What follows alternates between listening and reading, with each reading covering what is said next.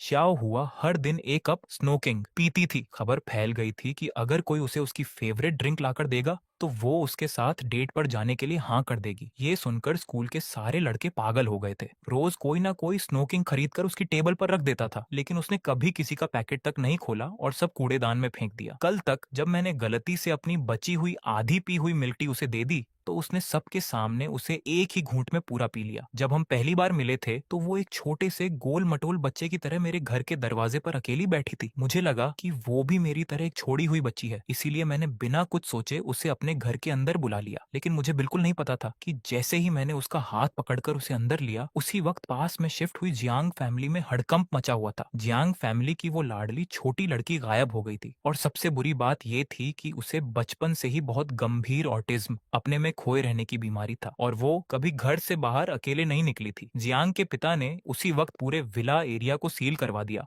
और कसम खाई कि जमीन खोदकर भी उसे ढूंढ निकालेंगे। जब जियांग के पिता टेंशन से पागल होने वाले थे, तभी उन्हें अचानक एक घर से हल्की सी लाइट आती दिखी। वो चुपचाप पास आए और दरवाजे के छेद से अंदर देखा तो सामने का नजारा देखकर वो वहीं सुन्न रह गए। हल्की सी रोशनी में उनकी ऑटिज्म वाली बेटी मुझे कसकर गले लगाए हुए थी और मैं गहरी नींद में सो रहा था। उसकी नीली आंखें किसी खाने को बचाने वाले छोटे भेड़िए की तरह दरवाजे के बाहर घूर रही थी। अगली सुबह जैसे ही मेरी आंख खुली, मैंने देखा कि एक अनजान आदमी सोफे के सामने बैठा हुआ मुझे घूर रहा था। एक ही रात में जियांग के पिता ने मेरे बारे में सब कुछ पता कर लिया था। वो मेरे सामने बैठे थे और उनकी नजरें मुझे ऐसे देख रही थीं जैसे मेरे आर पार देख लेंगी। मुझसे रहा नहीं गया तो मैंने धीरे से पूछा, क्या जियांग जिंगशुआन गलती से खो गई थी? जियांग के पिता ने सिर हिलाकर हाँ कहा और मुझे बताया कि जियांग जिंगशुआन को बहुत गंभीर दिमागी बीमारी है और कल रात विदेश से आते ही वो भाग गई थी। तुम्हें शुक्रिया कहने के लिए तुम मुझसे जो चाहो मांग सकते हो। 6 साल के मुंह बच्चे को क्या पता था कि इस बात की क्या कीमत है। इस वक्त वो छोटी सी जियांग जिंगशुआन पूरी रात जागने के बाद मेरी बाहों में गहरी नींद सो रही थी। जियांग के पिता को लगा था कि मुझ जैसा नाजायज और छोड़ा हुआ बच्चा इस मौके का फायदा उठाकर कोई महंगा खिलौना मांगेगा या अपनी किस्मत बदलने को कहेगा, लेकिन मैंने जल्दी से उनके कपड़े का कोना पकड़ लिया। मेरी आंखें लाल हो गईं और मैंने पूरी फिक्र के साथ उसे देखते हुए कहा, वो बहुत अच्छी है अंकल, प्लीज उसे इतनी आसानी से मत छोड़ना, ठीक है? जियांग के पिता एकदम सन्न रह गए और उनकी आंखों में एक गिल्ट, पछतावा आ गया। उन्हें अचानक ख्याल आया कि असली छोड़ा हुआ बच्चा तो मैं हूँ जिसे उसके माँ बाप ने फेंक दिया, फिर भी मैं उनसे उनकी बेटी को ना छोड़ने की भीख मांग रहा हूँ। बाद में उन्होंने लाल आंखों से हाँ कर दी और मुझे भी अपने साथ ले जाना चाहा, लेकिन मैंने जोर जोर से सिर हिलाकर मना कर दिया। मैं उनके पीछे पीछे लोहे के गेट तक गया और जियांग के पिता को उसे गोद में उठाकर कार में बैठाते हुए टकटकी लगाए देखता रहा। मेरी आंखों में वो जलन छुप नहीं पा रही थी। उसके पापा उसे लेने आए हैं, कितना अच्छा है ना। मुझे हमेशा लगता था कि शायद मैं पहले बहुत ज्यादा चिपकता था, इसलिए मम्मी पापा ने मुझे छोड़ दिया। अगर मैं अभी की तरह अपने पैरों पर खड़ा रहूंगा तो एक दिन वो भी मुझे घर ले जाने जरूर आएंगे। अपने सूने घर में वापस आकर मैं एकदम कड़क और सूखे बिस्किट चबाने लगा। मेरे आंसू ठंडे दूध के गिलास में टपक रहे थे। खाने के बाद मैं रोज की तरह छत के नीचे अकेला बैठकर इंतजार करने लगा। दोपहर के 2 बजे एक काले रंग की महंगी कार झटके से मेरे गेट के बाहर रुकी। मेरा दिल जोर से धड़कने लगा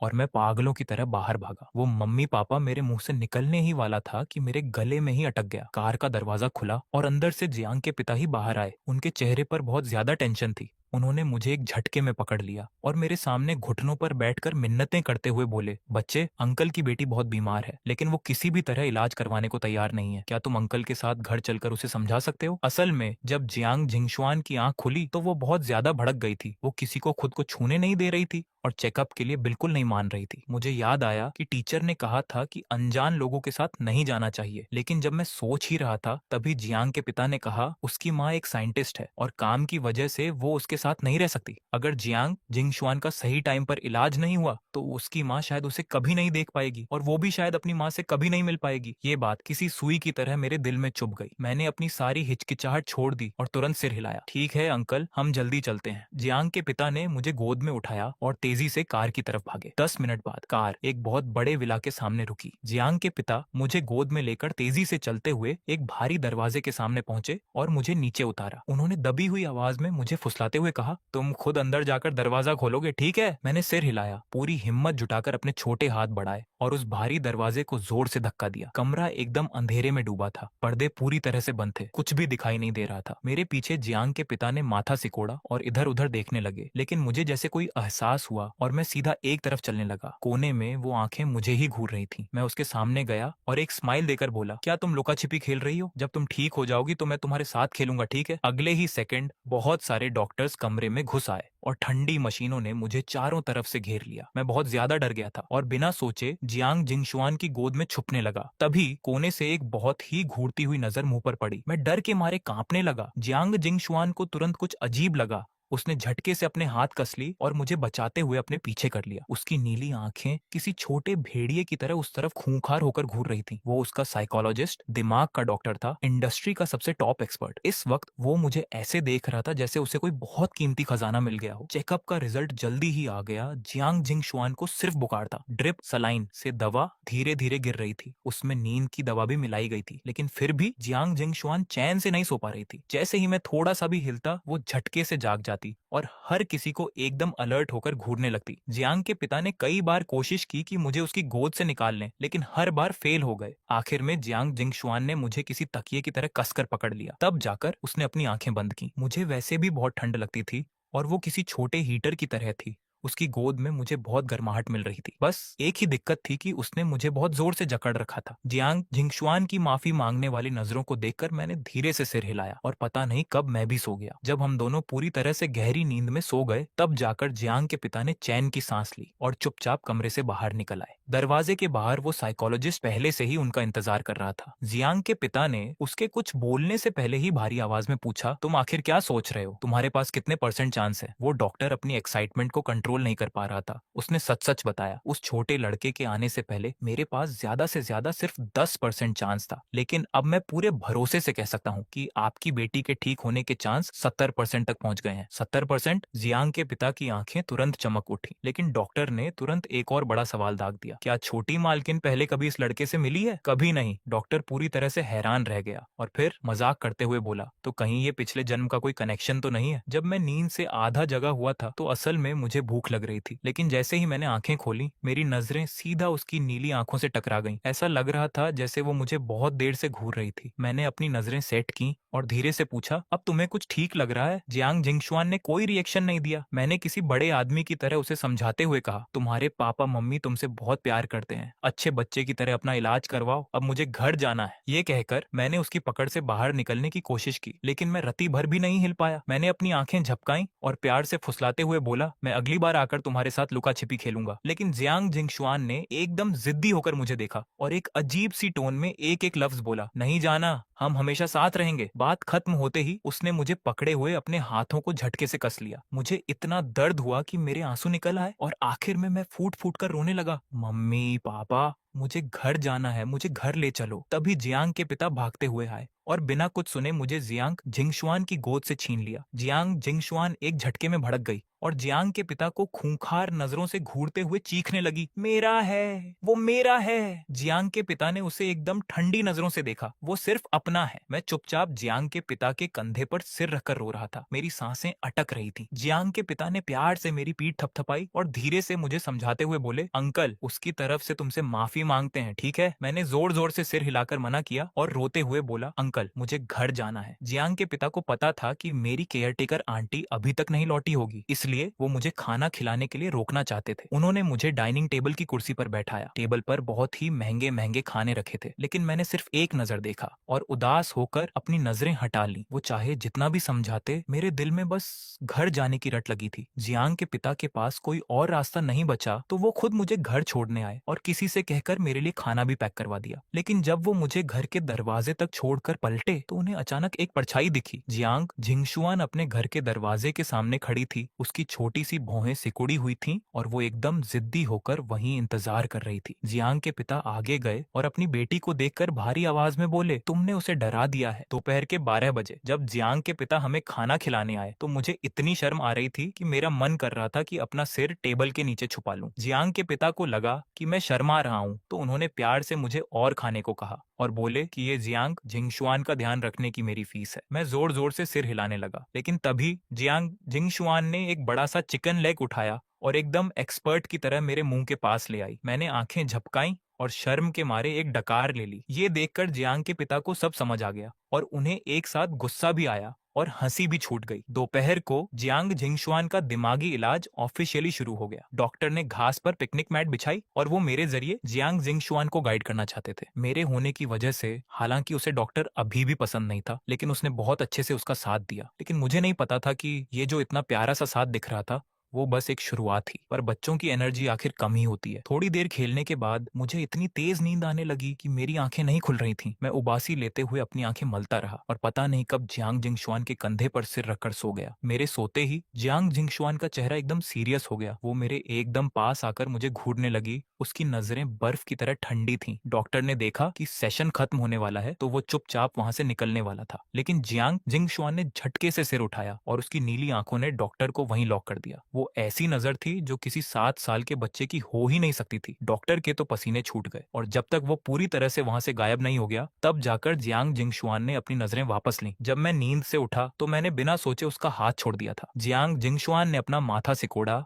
और उसने अपने दाएं हाथ से मेरे हाथ को कंट्रोल करके वापस अपने बाएं हाथ में पकड़ लिया। ये सब करने के बाद उसके चेहरे पर एक हल्की सी खुशी वाली स्माइल आ गई और वो धीरे से बड़बड़ाई, अलग नहीं होना। मैं शाम तक सोता रहा और जियांग के पिता ने मुझे जगाया। मैंने अपनी आंखें मली और उन्हें अंकल बुलाया। किसे पता था कि मुझे किसी और को देखकर स्माइल करते हुए देखकर जियांग जिंगशुआन का चेहरा फिर से लटक जाएगा। उसने बस अपने होंठ कसकर दबा लिए। रात के खाने के बाद एक मेल नौकर मुझे नहलाने ले गया। जियांग जिंगशुआन बाथरूम के दरवाजे के बाहर ही बैठ गई और अपने कान लगाकर अंदर की आवाजें सुनने लगी। उसे डर था कि कहीं मैं अचानक गायब न हो जाऊं। जब मैं नाइट सूट पहनकर बाहर आया तो उसे लगा कि मैं दिन की तरह उसके साथ ही रहूंगा, लेकिन मैंने उसकी तरफ हाथ हिलाकर कहा, बाय बाय, मैं कल स्कूल किंडरगार्टन के बाद आकर तुम्हारे साथ खेलूंगा। लेकिन जियांग जिंगशुआन ने तो स्कूल का मुंह ही नहीं देखा था। उसे पता ही नहीं था कि स्कूल के बाद का क्या मतलब होता है। उसने मुझे इतनी खुशी से स्माइल करते देखा तो उसका मन ना होते हुए भी उसने मेरी तरह हाथ हिलाया और एकदम कड़क चेहरे के साथ बोली, बाय बाय। वो मुझे गोद में उठाकर ले जाते हुए देखती रही, लेकिन उसने मन ही मन फैसला कर लिया था कि कल वो और भी जल्दी जाकर मेन गेट पर मेरा इंतजार करेगी। नतीजा ये हुआ कि अगले दिन सुबह 4:30 बजे ही जियांग जिंगशुआन ने जियांग के पिता को जगा दिया। बाप बेटी लिविंग रूम में एक दूसरे को घूर रहे थे। जियांग के पिता ने अपना माथा मला, आज गू हैंग तुम्हारे साथ नहीं खेल सकता। जियांग जिंगशुआन के चेहरे पर कंफ्यूजन था। क्यों? उसे किंडरगार्टन नर्सरी स्कूल जाना है। मैं भी जाऊंगी, जियांग जिंगशुआन ने बिना एक सेकंड सोचे कहा। तुम नहीं जा सकती, जियांग के पिता ने शांति से समझाया। किंडरगार्टन अभी तुम्हारे जैसे बच्चों को नहीं रख सकता। असल में उन्हें मेरी ज्यादा फिक्र थी। अगर जियांग जिंगशुआन वहां चली गई तो क्या स्कूल का सबसे पॉपुलर लड़का होने के नाते मैं वहां कोई बड़ा बवाल खड़ा नहीं कर दूंगा। जियांग जिंगशुआन के चेहरे पर एक पल के लिए टेंशन दिखी, लेकिन वो जल्दी ही शांत हो गई। उसने सिर उठाकर जियांग के पिता को देखा। मुझे उसके साथ स्कूल जाने के लिए क्या करना पड़ेगा? जियांग जिंगशुआन ने अपनी भौहें उठाई और सीधा अपनी शर्त रख दी, मैं डॉक्टर के साथ अपना इलाज करवाऊंगी। वो जब कहेगा कि मैं ठीक हूँ तब तुम मुझे स्कूल जाने दोगे। डन डील पक्की। इतना कहकर जियांग जिंगशुआन मुड़कर तीसरे फ्लोर पर चली गई। वो वहां की उस बड़ी सी कांच की खिड़की के सामने खड़ी हो गई जहां से मेरे घर का दरवाजा एकदम साफ दिखता था। वो बस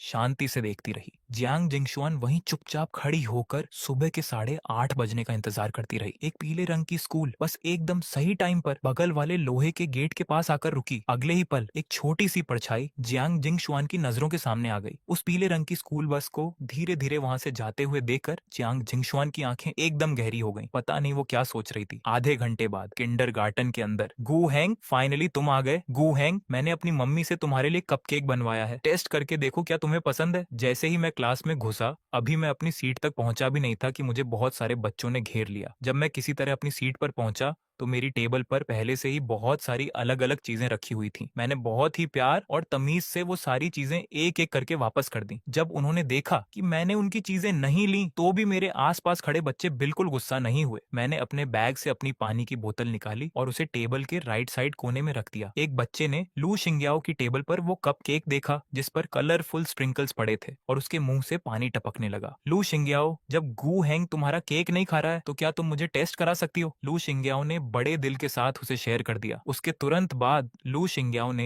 एकदम सस्पेंस बनाते हुए कहा, मैंने अपनी मम्मी से सुना है कि आज एक नई लड़की हमारे स्कूल में आने वाली है। ये सुनते ही आसपास के सारे बच्चों के अंदर एक्साइटमेंट जाग गई और मुझे भी इसमें इंटरेस्ट आ गया। जब उसने देखा कि मैं भी सुन रहा हूँ तो लू शिंगयाओ ने उसे जो कुछ भी पता था वो सब उगल दिया। वो शायद शिए मानमान की बहन है, उसका नाम मुझे याद नहीं आ रहा। ये सुनकर कि वो शिए मानमान की बहन है, बहुत सारे बच्चों के मन में उस नई लड़की के लिए पहले ही नफरत पैदा हो गई। शिए मानमान हमारी चेरी ब्लॉसम क्लास की सबसे मशहूर और खतरनाक गुंडी बुली थी। वो अक्सर दूसरे बच्चों के खिलौने और स्नैक्स छीन लेती थी और लड़कों का कॉलर भी पकड़ लेती थी। और जैसा लू शिंग्याओ ने कहा था, पहली क्लास शुरू होने से पहले टीचर एक नई स्टूडेंट को लेकर स्टेज पर आई। बच्चों, आज हमारी चेरी ब्लॉसम क्लास में एक नया मेंबर आया है, इसका नाम शे हानिवे है। सब तालियां बजाकर इसका वेलकम करो। टीचर ने बहुत ही प्यार से इंट्रोडक्शन दिया। नई स्टूडेंट के शे मान की बहन होने की बात पूरी क्लास में पहले ही फैल चुकी थी। बच्चों ने एकदम बिना मन के हल्की हल्की तालियां बजाई। उन हल्की हल्की तालियों के बीच में एक बहुत ही तेज और खुशी से बजने वाली ताली की आवाज एकदम अलग सुनाई दे रही थी। सबने एक साथ उस आवाज की तरफ देखा। मैं अपने दोनों हाथों से पूरी ताकत लगाकर तालियां बजा रहा था। मुझे उस नए स्टूडेंट का इतने जोर शोर से वेलकम करते देखकर बहुत सारे बच्चों के मन में उस शे मान की बहन के लिए जो गुस्सा था वो थोड़ा कम हो गया। टीचर ये सब देख रही थी और जब उनकी नजर मुझ पर पड़ी तो उनकी आंखें एकदम सॉफ्ट हो गईं। उन्होंने आगे कहा, शे हानिवे प्लीज अपना इंट्रोडक्शन परिचय दो। शे हानिवे चुपचाप नीचे खड़े बच्चों को देखती रही और माहौल अचानक से थोड़ा अजीब हो गया। टीचर ने जल्दी से बात को संभाला। लगता है नई स्टूडेंट थोड़ी शर्मीली है, आप सबको इसका अच्छे से ध्यान रखना है। हमारी चेरी ब्लॉसम क्लास के सारे बच्चे एक बहुत बड़ी और लंबी टेबल शेयर करते थे, इसीलिए टीचर ने जानबूझकर शिए हानिवे को मेरे बगल में बैठा दिया। हैंग, नई स्टूडेंट को यहाँ के माहौल में सेट करने का काम टीचर तुम्हें सौंप रही है, ठीक है? मैंने सिर हिलाकर कहा, ठीक है। टीचर ने ये सब सोच समझकर किया था। उन्हें लग रहा था कि ये शिए हानिवे थोड़ी शर्मीली है और नई भी है, तो वो खुद से सबके साथ आसानी से घुल मिल नहीं पाएगी। टीचर ने सोचा कि अगर मैं उसकी मदद करूंगा तो शायद उसके लिए आसानी हो जाएगी। पूरी सुबह बीत गई लेकिन शिए हानिवे अभी भी एकदम चुपचाप बैठी रही। इस बीच मैंने कई बार खुद से बात करने की कोशिश की,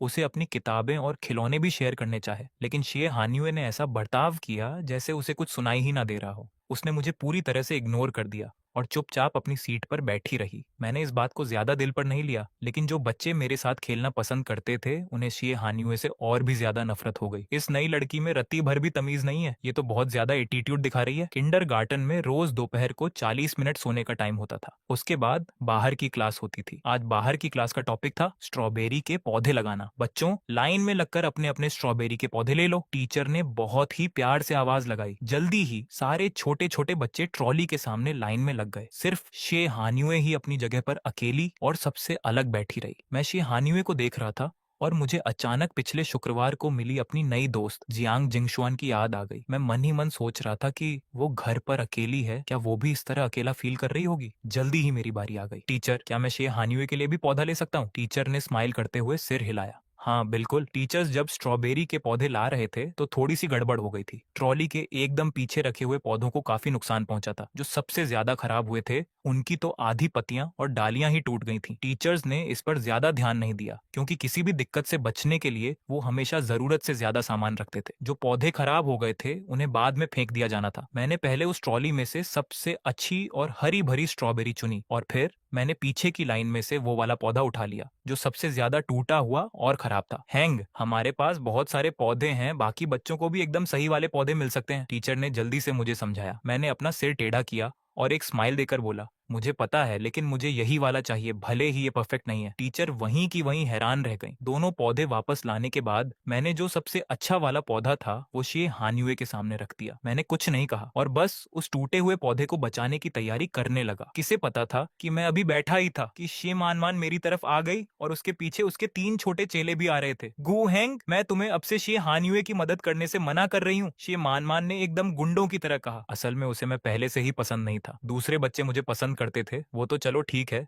लेकिन टीचर्स भी हमेशा मुझे ही एक्स्ट्रा प्यार करते थे। जब मैं छोटा था तब मुझे प्यार मिलता था, वो भी ठीक है, लेकिन अब मैं बड़ा हो गया हूँ फिर भी लोग मुझे इतना पसंद करते हैं। और सबसे बड़ी बात, मैंने शे मान की वो सारी अटेंशन छीन ली थी जो उसे चाहिए थी। मैंने अजीब नजरों से उसे देखा और अपनी भौहें सिकोड़ ली। अगर मैंने तुम्हें दोबारा उसकी मदद करते देखा तो मैं तुम्हें उतनी ही बार पीटूंगी, समझे? ये बोलते हुए शे मान ने अपना वो सैंडबैग जैसा बड़ा सा मुक्का हवा में उठाया। उसके पीछे खड़े चेलों ने भी अपने हाथ बांधे और उसकी हाँ में हाँ मिलाई। सुना तुमने हमारी बॉस ने क्या कहा? ये बच्चे भले ही कितने भी बदमाश क्यों ना हो, लेकिन इस उम्र में उन्हें टीचर से डर लगता ही था। जब उन्होंने देखा कि स्ट्रॉबेरी के पौधे बंटने वाले हैं और उन्हें डर था कि कहीं टीचर उन्हें देख ना ले, तो शे मान जल्दी से अपने चेलों को लेकर वहां से से खिसक गई। मैं उनके जाते हुए फिगर को देख रहा था, पता नहीं मैं क्या सोच रहा था। जब मैंने अपनी नजरें वापस ली तो देखा कि शे हानिवे मुझे एकदम ठंडी नजरों से घूर रही थी। मैंने अपना चेहरा पोंछा और कंफ्यूज होकर पूछा, क्या मेरे चेहरे पर कुछ लगा है? मुझसे दूर रहो, शे हानिवे ने एकदम कड़क आवाज में कहा।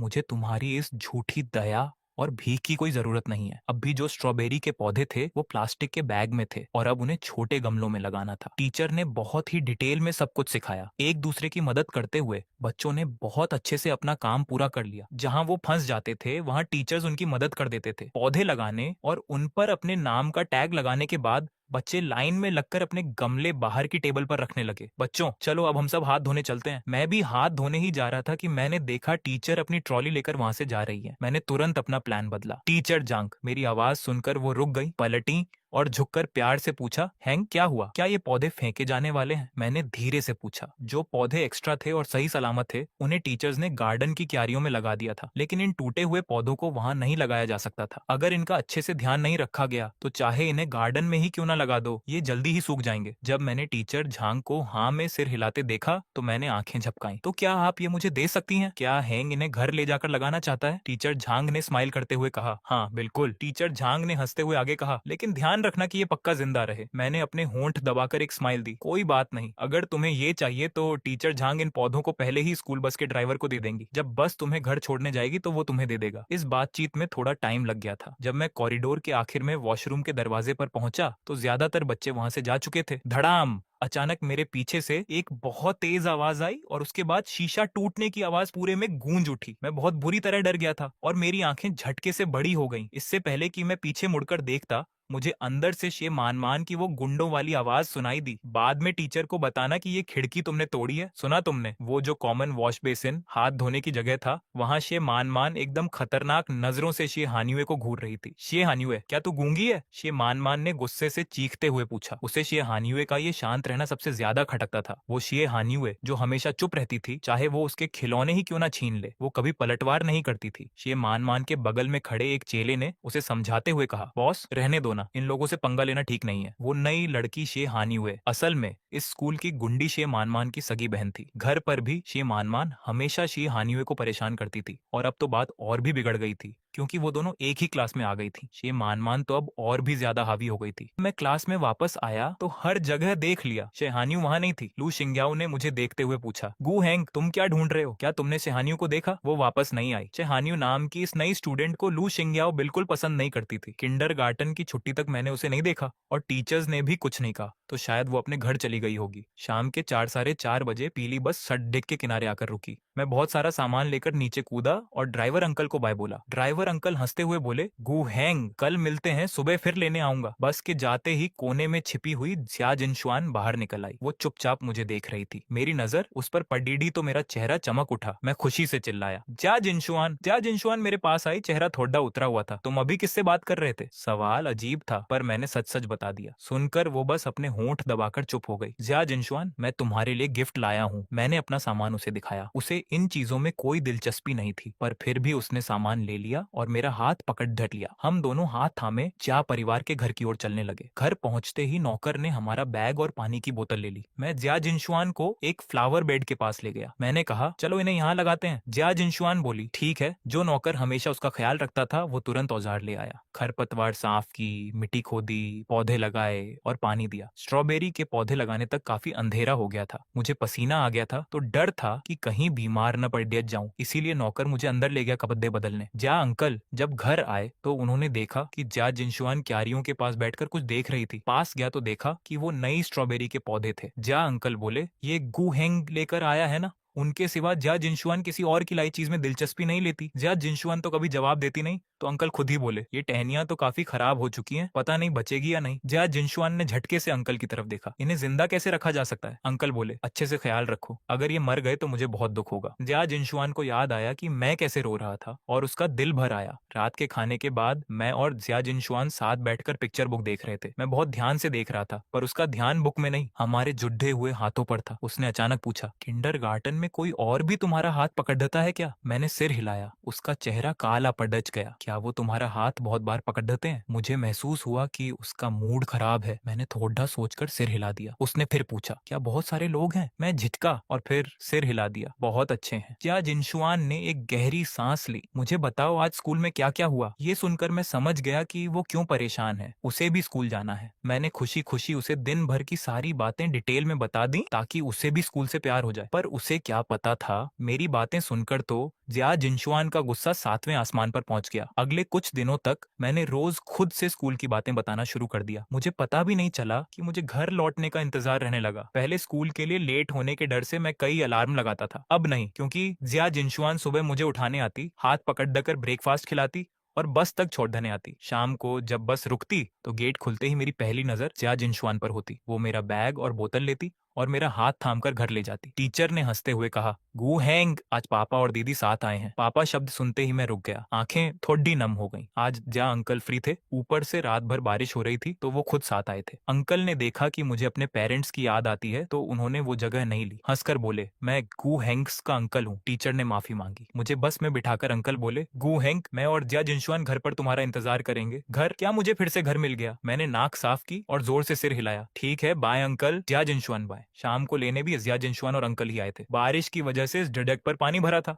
अंकल ने मुझे खुद ही उठा लिया ताकि जूते न भीगे। अंकल बोले, चलो घर चलते हैं। उनकी गोद वैसी ही थी जैसे मुझे याद है, बद्दी, गरम और सुकून भरी। मेरी आंखों में आंसू आ गए। मेरे पापा की गोद भी आपकी तरह ही गरम थी, बस अब वो रही नहीं। अंकल ने मुझे घर के पास छोड़ दिया और मेरे सिर पर हाथ फेरा, पर बहुत धीरे से, क्योंकि बगल में खद्दी जिया जिनशुआन उन्हें गुस्से में घूर रही थी। सर्दियों की छुट्टी के पास हमारी क्लास में एक और नई स्टूडेंट आई। टीचर ने स्टेज पर ऐलान किया, बच्चों, एक नई स्टूडेंट आई है, नाम है जिया जिनशुआन। पर उसे क्लास में लाने के बजाय वो चुपचाप मेरे बगल में आकर बैठ गई। जिया जिनशुआन मुझे बिस्किट खिला रही थी, पर मेरा पेट भरा था तो मैंने मना कर दिया। उसने पूछा, नहीं खाना? मैंने सिर हिलाया। नहीं, थोड़ा पानी पिला दो। जिया जिनशुआन ने पानी पिलाया। फिर मुझे देखते हुए उसकी चिंता भरी नजरें मुझ पर टिकी रहीं। पानी की बोतल रखते ही उसने देखा कि पूरी क्लास उसे देख रही थी, खासकर मेरे दाईं ओर बैठी शेहानियू, जो उसे नजरों से ही खत्म कर देना चाहती थी। जिया जिनशुआन ने उसे देखा जैसे कोई गंदी चीज देख ली हो। टीचर ने कहा, नई स्टूडेंट, अपना परिचय दो। जिया जिनशुआन का मन नहीं था, पर मुझे खुश देखकर वो खड्डी हुई। बिना किसी उत्साह के बोली, मेरा नाम जिया जिनशुआन है, बस इतना ही। टीचर ने बात संभाली, ये नई बच्ची बहुत बड़ी फैमिली से थी। कल ही प्रिंसिपल ने सबको अलर्ट कर दिया था कि आज सबकी ड्रेस एकदम साफ होनी चाहिए। 3 दिन से सफाई चल रही थी और जिया जिनशुआन के आते ही उसने मुझे पूरी तरह अपने कंट्रोल में ले लिया। वो किसी को मेरे पास आने नहीं देती थी। लू शिंग्याओ ने तो एक ही दिन में 4 बार शिकायत कर दी। टीचर ने जिया जिनशुआन को वॉशरूम के बाहर खड्डा पाया। टीचर बोले, तुम दूसरों को गो हैंग के साथ खेलने क्यों नहीं देती? जिया जिनशुआन ने पलकें झुकाई और धीरे से कहा, मेरा है, इतनी छोटी बात। पर टीचर का दिमाग घूम गया। तभी मैं बाहर आया। जिया जिनशुआन ने तुरंत मुझे पानी पिलाया और हाथ पहुंचे। उसने पूछा, पानी ठंडा तो नहीं? मैंने कहा, ठीक है। वापस चलते समय मैंने टीचर को देखा। मैंने पूछा, आप यहाँ क्या कर रहे हैं? जिया जिनशुआन ने टीचर को घूरा और टीचर झूठ बोलकर वहां से निकल गए। मैंने कहा, जिया जिनशुआन, चलो चलते हैं। टीचर समझ गए थे कि जिया जिनशुआन का मतलब क्या था। मैं उसकी प्रॉपर्टी हूँ और वो किसी को मेरे पास आने नहीं देगी। दोपहर के खाने में जिया जिनशुआन खुद मुझे चम्मच से खाना खिला रही थी। मैंने मना किया, गोभी नहीं खानी। उसने मुझे प्यार से मनाया, ठीक है, गोभी नहीं,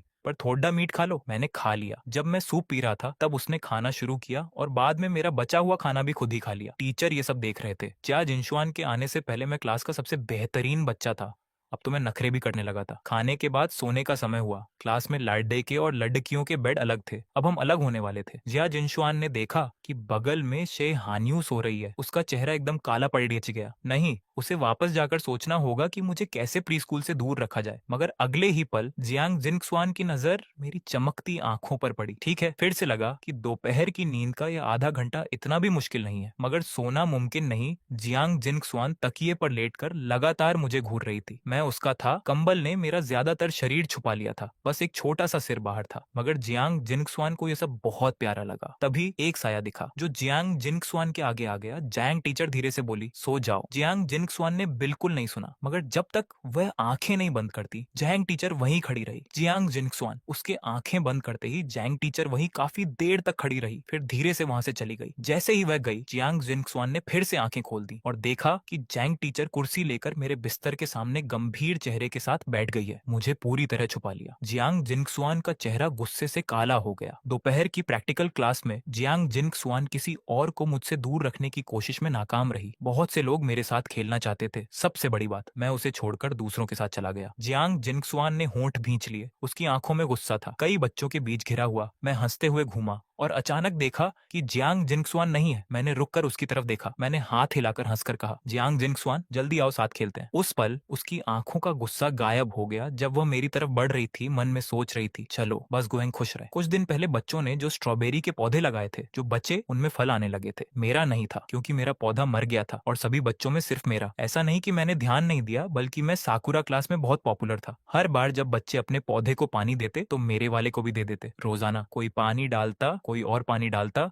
और मेरा पौधा पानी से डूबकर मर गया। दोपहर 3:50 पर साकुरा क्लास की छुट्टी हुई। मेरे और जियांग जिंगसुआन के निकलने से पहले जे हान्युए ने मुझे पुकारा। गुहेंग। क्लास से निकलते ही मैंने आवाज सुनी, देखा कि जे हान्युए ने बुलाया है। मैं हैरान था। ये तुम्हारे लिए। उसने वह गमला मेरी तरफ बढ़ा दिया। हरे पत्तों के बीच 3-4 बड़े फल लटक रहे थे, बस अभी पूरे लाल नहीं हुए थे। फल काफी जगह से हरे सफेद थे। जानती थी कि मैं मना करूंगा। उसने पहले ही वजह ढूंढ ली थी। तुम जानते हो जे मैन हमेशा मुझे परेशान करती है। मेरे पास रहेगी तो वह इन्हें पकने नहीं देगी, तो मैं तुम्हारी रखवाली करता हूँ, मैंने सुझाव दिया। उसने कहा, ठीक है। मैंने लेने के बाद उसे संभाल कर पकड़ा। उस दिन तुमने मेरे पास खड़े होकर मेरी हिफाजत की, मैंने अभी तक शुक्रिया नहीं कहा, जजी हानियुए ने कहा। बात खत्म करते ही उसने चुपके से जियांग जिंगसुआन को चुनौती भरी नजर से देखा। जियांग जिंगसुआन पूरी तरह नीचे देख रही थी। मेरी तरफ ध्यान था, जैसे वह जे हानियुए को देख ही नहीं रही, मगर जे हानियुए उसके चेहरे पर आए गुस्से के भाव को देख गई। जे हानियुए, शियाओ हैंग, क्या मैं बाकी लोगों की तरह तुम्हें बुला सकती हूँ? मैंने आंखें झपकाई। बिल्कुल। लगता है जैंग टीचर ने जे हानियुए को मिलाने का जो काम दिया था वह आज पूरा हो गया। जे हानियुए हंसी तो शियाओ हैंग कल मिलते हैं। वापस आते वक्त जियांग जिंगसुआन बिना कुछ कहे मेरे हाथ में स्ट्रॉबेरी के गमले को घूर रही थी। मैंने गमला बगीचे के कोने में रख दिया ताकि बाकी स्ट्रॉबेरी के साथ पल सके। हम दोनों ने जियांग के घर पर डिनर तक समय बिताया। खाना खाने के बाद मुझे अपने घर जाना था। जाने से पहले जियांग जिंगसुआन ने मेरा हाथ कसकर पकड़ा। क्या तुम्हें जे हानियुए बहुत पसंद है? मैंने सिर झुकाया। ऐसा क्यों पूछा? उसने तुम्हें शियाओ हैंग बुलाया। जियांग जिंगसुआन का चेहरा उदास था, कुछ शब्दों में जैसे दांत भींच कर निकला हो। मैं और उलझ गया, पर बहुत लोग ऐसे बुलाते हैं। चलो, कुहेंग कुछ नहीं समझता। जियांग जिंगसुआन थोड़ी परेशान थी। जियांग जिंगसुआन, तुम भी मुझे शियाओ हैंग बुला सकती हो। मैंने आंखें झपकाई, सुझाव दिया। जियांग जिंगसुआन धीरे बोली, मैं किसी और की तरह नहीं बुलाना चाहती। वह कुछ खास चाहती थी, सबसे अलग, जो सिर्फ उसका नाम हो। इसने मुझे मुश्किल में डाल दिया। तुम वापस जाओ। जियांग जिंगसुआन ने अचानक मेरा हाथ छोड़ दिया। मैं कल सुबह तुम्हें उठाने आऊंगी। Good night. मुझे नींद आ रही थी। मैंने हाथ हिलाया, धीरे से कहा, जियांग जिंगसुआन, गुड नाइट, कल मिलते हैं। मेरे जाने के बाद जियांग जिंगसुआन बिस्तर पर करवट बदलती रही। वह अच्छे से जानती थी कि आज जे हानियुए क्या कर रही थी, मगर जियांग जिंगसुआन का दिल बहुत छोटा है। जो उसने किया है वह बदले में जरूर देगी। गु हैंग इतना अच्छा, इतना प्यारा है। एक ऐसा नाम सोचना होगा जो खास हो। प्यारा,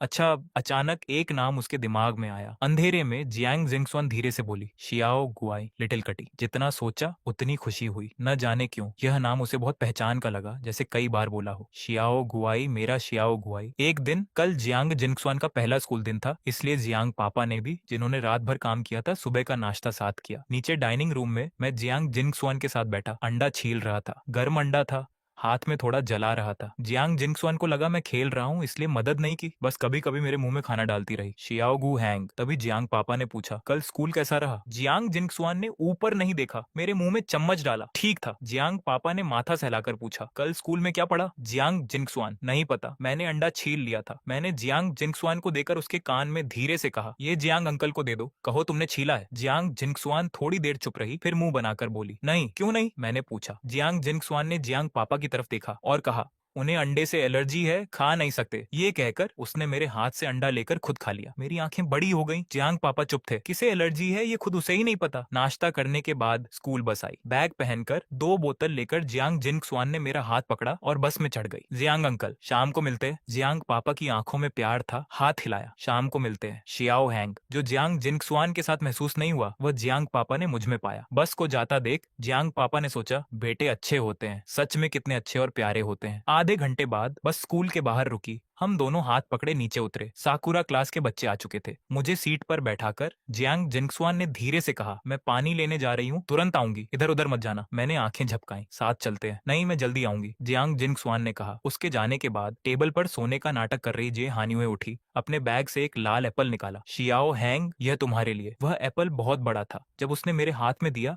तो मुझे दोनों हाथों से पकड़ना पड़ा। मुझे लगता है कोई कुछ दे तो बदले में कुछ देना चाहिए। इसी वजह से मैं बाकी बच्चों का सामान नहीं लेता था, क्योंकि मैं वापस नहीं दे सकता। मगर आज अलग था। मैं हंसा और थैंक यू कहा। एप्पल टेबल पर रखकर मैंने बैग से कुछ कैंडी निकाली और जे हानियुए को दी। पानी लेकर आई जियांग जिंगसुआन ने अंदर आते ही देखा कि मैं जे हानियुए से बात कर रहा हूँ। पता नहीं क्या बोला कि मैं हंस रहा था। जियांग जिंगसुआन को ये अच्छा नहीं लगा। मेरे पास आई और टेबल पर एप्पल देखा। वह पूछना चाहती थी कि ये कहाँ से आया। जे हानियुए ने पहले कहा, शियाओ हैंग, तुम्हारी दी हुई कैंडी मैंने अब तक की सबसे अच्छी कैंडी खाई है। मैंने सिर झुकाया, हैरान होके बोला, तुम्हें इतना पसंद है? तुम जानती हो जे हानियुए को कुछ पसंद नहीं आता तो मेरे पास कुछ और है, सब तुम ले लो। ये कहकर मैंने बैग की बची हुई सारी कैंडी उसे दे दी। Thank you. जे हानियुए ने लेने के बाद जियांग जिंगसुआन की तरफ देखा। जियांग जिंगसुआन की आंखें गुस्से से भरी थी। बिना दिखने वाली लड़ाई क्लासरूम में फैल गई। वह जानती थी कि कैंडी कहाँ से आई। मैंने बहुत संभाल कर रखी थी, पर जे हानियुए को मिल गई। जियांग जिंगसुआन के अंदर गुस्सा बढ़ रहा था। उसने एक गहरी सांस ली और जोर से पुकारा, श्याओ गुआई। यह नाम जियांग जिनशुआन ने मुझे सुबह मीटिंग के वक्त ही बता दिया था। आज तक मुझे किसी ने इस नाम से नहीं बुलाया था, इसीलिए जब भी जियांग जिनशुआन मुझे इस नाम से बुलाती, मुझे रिस्पॉन्स देने में 1 सेकंड का टाइम लग जाता था। मैंने पीछे घूमकर अचरज से पूछा, जियांग जिनशुआन, क्या बात है? जैसे ही जियांग जिनशुआन ने मुझे उस नाम से पुकारा, जी हानियुए का चेहरा एकदम से चेंज हो गया। जियांग जिनशुआन मन ही मन मुस्कुराई और उसका गुस्सा काफी कम हो गया। थोड़ा water P low. Insulated cup के कैप में रखा हुआ हॉट वाटर अब नॉर्मल टेम्परेचर पर था। मैंने चुपचाप वह पूरा वाटर पी लिया। इस समय सेमेस्टर का एंड आ चुका था और सिर्फ 1 वीक बाद विंटर वेकेशन होने वाले थे। वेदर भी पहले से काफी कोल्ड हो गया था, जिससे कई बच्चे बीमार होकर किंडरगार्टन नहीं आ रहे थे। एब्सेंट बच्चों की संख्या बहुत ज्यादा थी, इसलिए टीचर्स ने भी क्लासेस ऑलमोस्ट स्टॉप कर दी थी। मॉर्निंग की एक क्लास के बाद कुछ बच्चों ने मुझे अपने साथ खेलने के लिए बुलाया। मेरा बहुत मन था, पर जियांग जिनशुआन के साथ रहने के प्रॉमिस के कारण मैं हिचकिचाने लगा। जाओ खेल लो, जियांग जिनशुआन ने मेरी हिचकिचाहट को भांपते हुए प्यार से कहा। मुझे थोड़ा अचरज हुआ, क्योंकि पहले वाली जियांग जिनशुआन इतनी लीनियंट नहीं थी। जियांग जिनशुआन ने जियांग जियांग के हाथ में मौजूद रेड पेपर कटिंग को दिखाते हुए कहा, अभी टीचर ने जो सिखाया वह मुझे कुछ समझ नहीं आया। मैं जी हानियुए से इस बारे में पूछना चाहती हूँ। पिछली क्लास में विंडो फ्लावर बनाना सिखाया गया था, इसलिए मैं खुशी खुशी बाकी बच्चों के साथ खेलने चला गया। जब मैं पूरी तरह से आंखों से ओझल हो गया, तब जियांग जिनशुआन ने अपनी नजरें हटाई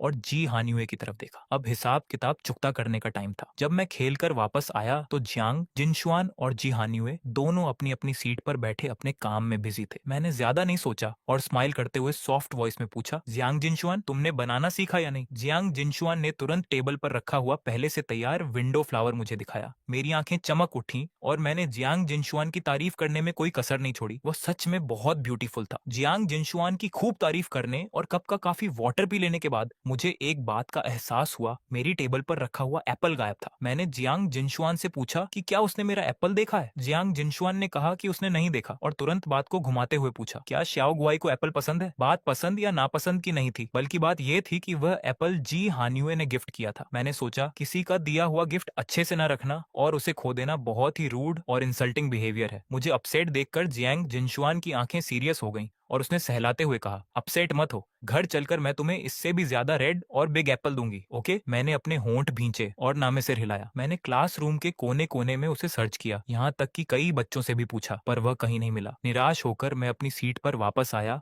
और जी हानियुए की शर्ट खींचते हुए बोला, सॉरी, मैंने तुम्हारा दिया हुआ एप्पल खो दिया। कोई बात नहीं, वैसे भी इसमें तुम्हारी कोई मिस्टेक नहीं है। जी हानियुए की वॉइस थोड़ी कोल्ड थी। दूसरों को भले न पता हो कि एप्पल कैसे गायब हुआ, पर क्या जी हानियुए को नहीं पता था? ये सोचते हुए जी हानियुए ने अपनी गर्दन घुमाई और गुस्से से जियांग जिनशुआन की तरफ देखा, जो उसे चिढ़ाने वाले अंदाज में देख रही थी। जी हानियुए ने गुस्से में अपना हाथ भींचकर मुट्ठी बना ली। इस बात की वजह से मैं पूरे दिन अपसेट रहा, यहाँ तक कि घर वापस आने के बाद सोफे पर जियांग जिनशुआन के साथ बैठकर अपनी फेवरेट पिक्चर बुक देखने में भी मेरा मन नहीं लगा। जियांग जिनशुआन को अपना एप्पल वाला प्रॉमिस याद था, पर मेरी भूख गायब थी, इसलिए मैंने बस एक छोटा पीस खाया। मेरी नजर से दूर जियांग जिनशुआन का चेहरा अचानक एकदम सख्त हो गया। क्या उस जी हानियुए का दिया हुआ एप्पल सच में इतना इंपॉर्टेंट था? मेरा ध्यान भटकाने के लिए जियांग जिनशुआन ने सोचकर एक आइडिया दिया, हमने आज किंडरगार्टन में जो विंडो फ्लावर बनाए थे उन्हें वॉल पर पेस्ट करें। मैंने थोड़ा सोचा और सॉफ्ट वॉइस में कहा, ओके। जब जियांग जिनशुआन टेप लेने गई तो मैंने अपना स्कूल बैग खोला ताकि विंडो फ्लावर निकाल सकूं, पर बैग अंदर से एकदम एम्प्टी था, उसमें कुछ नहीं था। मुझे लगा शायद जियांग जिनशुआन ने उन्हें अपने बैग में रख लिया होगा। मैंने जियांग जिनशुआन का बैग लेकर उसकी जिप खोली तो वे वहीं थे। मैंने उन विंडो फ्लावर्स को बाहर निकाला, पर जैसे ही वे बाहर आए उनके साथ एक हल्की प्लास्टिक की चीज भी चिपक कर बाहर आई और फर्श पर गिर गई। वह एक कैंडी का रैपर था। मैंने उस रैपर को उठाया और उसे ध्यान से देखा। वह मुझे बहुत जाना पहचाना लगा। ट्रांसपेरेंट रैपर के एक कोने पर एक कार्टून ऑरेंज बना हुआ था। कल उस सर्वेंट भैया ने मुझे जो खट्टी मीठी कैंडीज दी थी उनमें ठीक ऐसी ही थी, क्योंकि पूरे पैकेट में सिर्फ एक ही ऑरेंज फ्लेवर की कैंडी थी, इसलिए मुझे वह अच्छे से याद थी। पर मैंने तो सुबह वे सारी कैंडीज जी हानियुए को दे दी थी ना। तभी टूल्स लेकर वापस आई जियांग जिनशुआन ने आवाज दी, शाओ गुआई। मैंने उस रैपर को उंगलियों में दबाकर उसकी तरफ देखा और पूछा, जियांग जिनशुआन, तुम्हारे बैग में ये कैंडी रैपर क्यों है? और क्या तुम्हें सच में नहीं पता कि वह एप्पल कहाँ गया? उस रैपर को देखकर जियांग जिनशुआन के माथे पर बल आ गए। उसका अंदाज थोड़ा रूड लगा। शाओ गुआई, दूसरों की दी हुई चीजें मत लिया करो, समझे? चाहे वह कैंडी हो या एप्पल, तुम जो भी चाहोगे जियांग जिनशुआन तुम्हें लाकर देगी। जियांग जिनशुआन को यह बर्दाश्त ही नहीं था कि मेरे पास कोई ऐसी चीज हो जो उसने न दी हो। वह एप्पल कहाँ है? मैंने जियांग जिनशुआन के सवाल का जवाब न देते हुए अपनी नाक सिकोड़कर पूछा। अब जब बात यहाँ तक आ चुकी थी तो सच छुपाने का कोई फायदा नहीं था। जियांग जिनशुआन ने साफ कह दिया, डस्टबिन में। मैंने बहुत ही निराश नजरों से जियांग जिनशुआन को देखा। ये देखकर जियांग जिनशुआन धीरे धीरे मेरे करीब आई और मनाते हुए बोली, शाओ गुआई, गुस्सा मत हो, मैं तुम्हें बहुत सारे एप्पल्स लाकर दूंगी, प्रॉमिस। मैंने इसके बाद कोई बात नहीं की और विंडो फ्लावर पेस्ट करने का प्लान भी वहीं ड्रॉप हो गया। जियांग जिनशुआन ने मनाने की कितनी भी कोशिश की, पर मैं बस गुमसुम सोफे पर बैठा रहा। जियांग जिनशुआन को समझ नहीं आ रहा था कि महज एक एप्पल के लिए मैं उससे इतना ज्यादा नाराज क्यों हूँ। बाहर अंधेरा होने लगा था और जियांग पापा के ऑफिस से घर लौटने का टाइम हो चुका था। मैं सोफे से नीचे उतरा और उदास मन से बोला, जियांग जिनशुआन बाय, मैं अपने घर जा रहा हूँ। इतना कहकर मैं सीधे मेन गेट की तरफ बढ़ गया। जियांग जिनशुआन पूरी तरह से सीरियस चेहरा बनाए चुपचाप मुझे दूर जाते हुए देखती रही, जब तक कि मैं ओझल नहीं हो गया। रात के ऑलमोस्ट 7 बजे दिन भर के काम के बाद जियांग पापा घर लौटे। जब उन्हें रोज की तरह दोनों बच्चों की हंसी मजाक और शोर शराबा सुनाई नहीं दिया तो उन्हें थोड़ा अचरज हुआ। छोटी जिनशुआन, शाओ हेंग कहाँ है? जियांग पापा ने क्यूरियोसिटी से पूछा। सोफे पर बैठी जियांग जिनशुआन का चेहरा उतरा हुआ था। उसने कोई जवाब नहीं दिया। अरे इसे क्या हुआ? जियांग पापा ने पास खड़े उस सर्वेंट से पूछा जो बच्चों की केयर करता था। बेबी जिनशुआन और बेबी शाओ हेंग के बीच शायद कोई फाइट हो गई है, सर्वेंट ने सच बता दिया। जब डिनर टेबल पर सज गया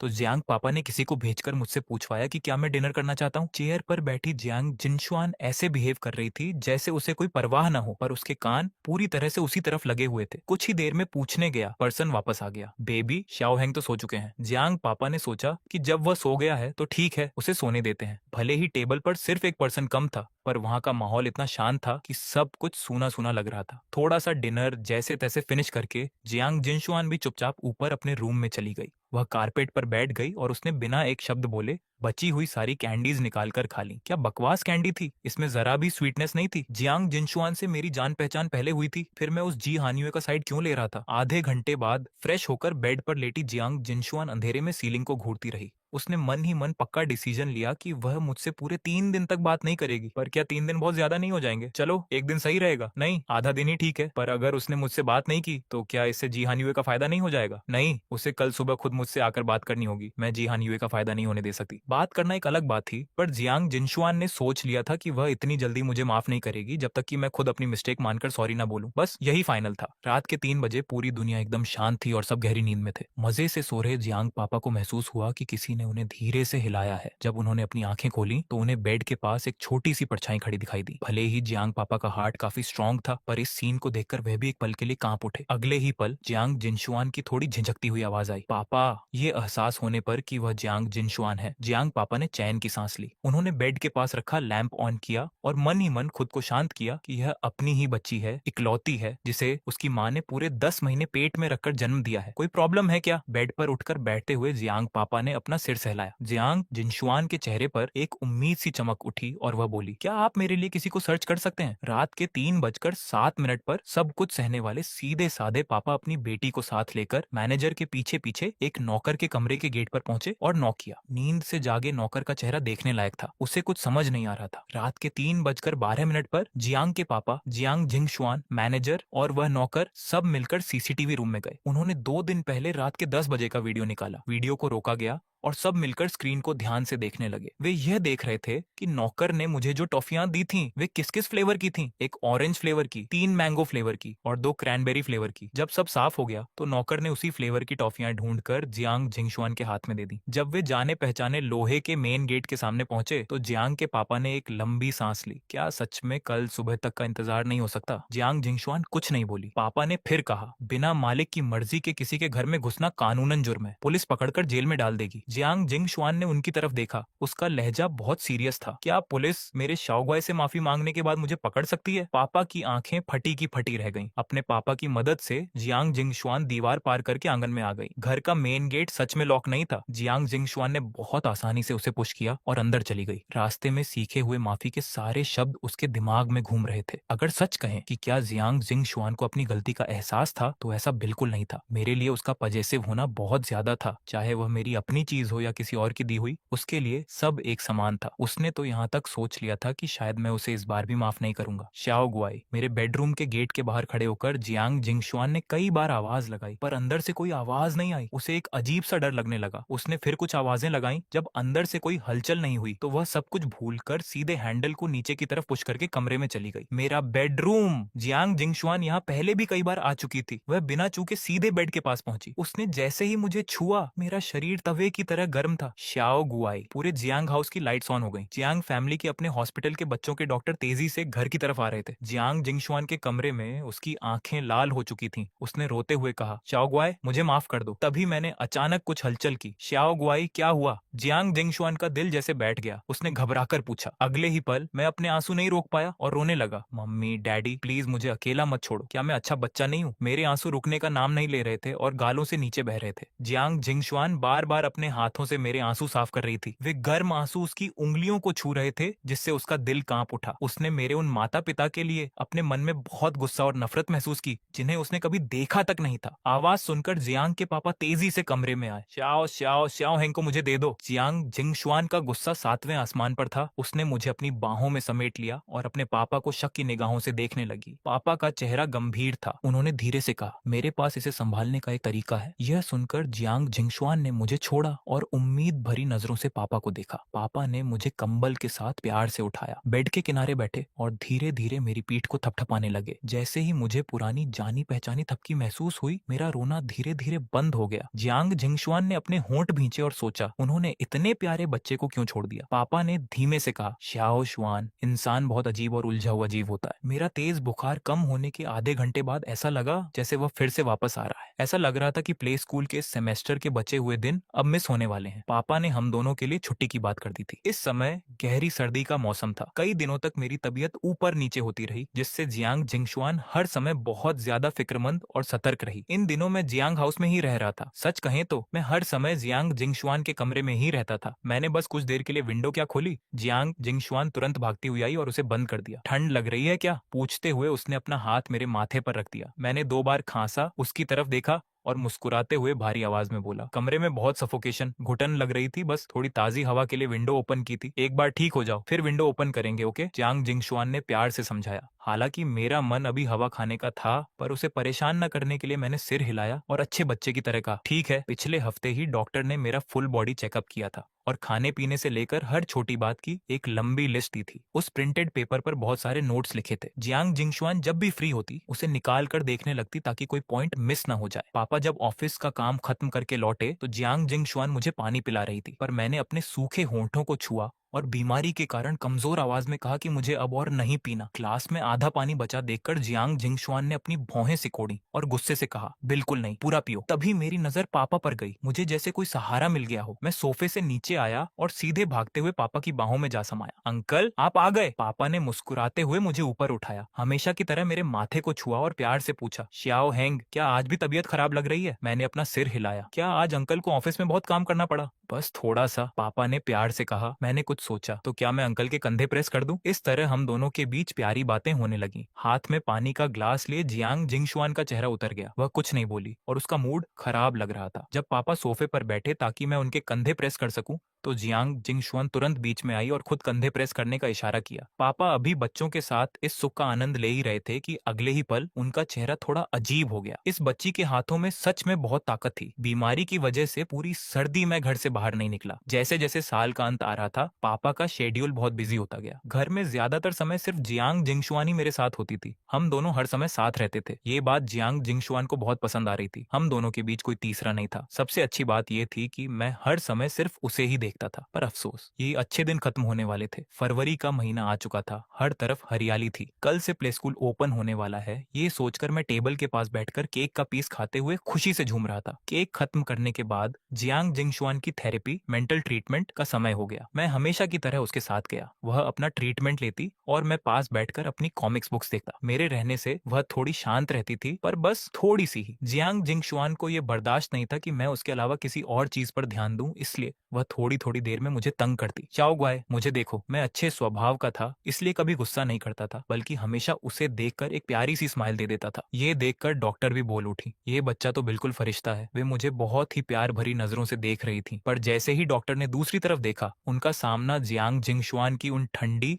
और गुस्से से भरी नीली आंखों से हुआ। डॉक्टर का तो जैसे खून ही जम गया। उन्होंने मुझे बस कुछ सेकंड ही तो देखा था, वह तो ऐसे रिएक्ट कर रही थी जैसे डॉक्टर कोई क्रिमिनल हो। शाम के समय आज का सेशन खत्म हुआ। मैंने जियांग जिंगशुआन के कप डेढ़े का एक कोना पकड़ा और डॉक्टर को बाएं कहा, बाएं बाएं डॉक्टर आंटी, सेफ सफर। डॉक्टर का दिल खुश हो गया। उन्होंने बहुत प्यार से कहा, थैंक यू श्याओ हैंग। मैंने जियांग जिंगशुआन का हाथ थोड़ा सा प्रेस किया और उम्मीद से उसकी तरफ देखा। वह मेरा इशारा समझ गई। उसने एक अजीब सी स्माइल दी और बहुत कम शब्दों में कहा, डॉक्टर मुंह बाय। डॉक्टर ने कहा, बाय प्रिंसेस। यह कोई मजाक नहीं था। जियांग जिंगशुआन की उस स्माइल को देखकर डॉक्टर को लगा जैसे उनका मर्डर होने वाला है। अभी वे ज्यादा दूर नहीं गई थी कि उन्हें मेरी आवाज सुनाई दी। मैं जियांग जिंगशुआन की तारीफ कर रहा था। जियांग जिंगशुआन तो दुनिया की सबसे अच्छी बच्ची है। अगली सुबह जियांग हाउस के बाहर हम दोनों बच्चे हाथ में हाथ डाले स्कूल बस में चढ़ गए। जैसे ही हमने क्लास में एंट्री की, मैंने उत्सुकता से चारों तरफ देखा। शेहान को देखते ही मेरी आंखें चमक उठी। जियांग जिंगशुआन, शेहान वहाँ है। मैंने इशारा किया। जियांग जिंगशुआन ने धीरे से कहा, ठीक है। मैंने उसका हाथ पकड़ा और हम शेहान के पास गए। शेहान जियांग जिंगशुआन को के पास गए। जी हान युए, जियांग जिंगशुआन को तुमसे कुछ कहना है। ये हान युए थोड़ा हैरान हुआ और उसने अपनी भौहें सिकोड़ ली। उसे जरा भी उम्मीद नहीं थी कि जियांग जिंगशुआन उससे कोई अच्छी बात कहेगी। मैंने जियांग जिंगशुआन को हिम्मत दी। इसके बाद जियांग जिंगशुआन ने अपने बैग से एक सुंदर सा टॉफी का बॉक्स निकाला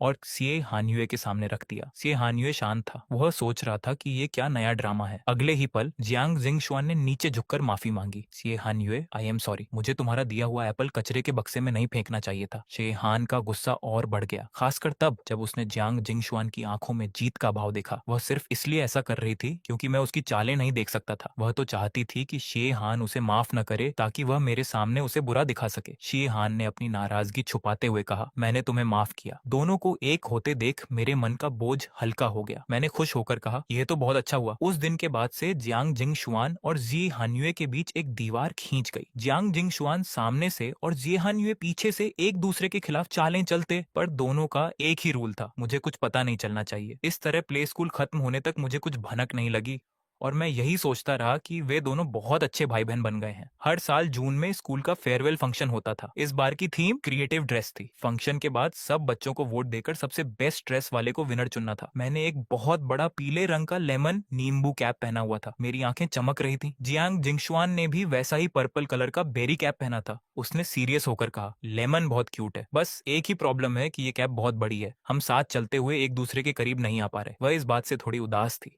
आज रात स्कूल में बहुत चहल पहल थी। हर तरफ अच्छे कपड़ों में पेरेंट्स दिख रहे थे। बच्चों की ड्रेसेस भी बहुत यूनिक थी, कुछ क्यूट, कुछ क्लासी, तो कुछ फनी। बस एक कोने में काले रंग की टी शर्ट पहने शेहान सबसे अलग बैठा था। वह चुपचाप और शांत नजरों से कुछ दूरी पर शे मान की फैमिली को देख रहा था। उस हंसते खेलते परिवार को देखकर उसके मन में नफरत का तूफान उठ रहा था। तभी एक आवाज आई, शेहान।